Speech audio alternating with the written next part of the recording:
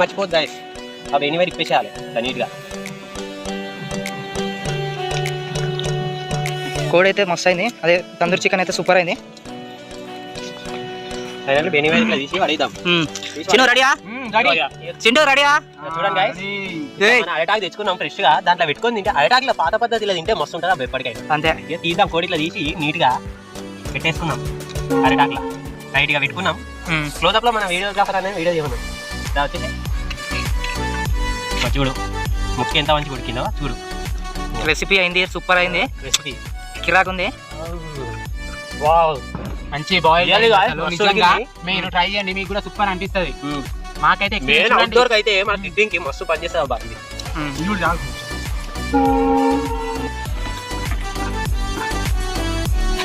చూడండి ఫ్రెండ్స్, ఎంత బాగుంది అసలు. చూడండి గాయస్, జ్యూసీ ఎంత మంచిగా ఉడికిందంటే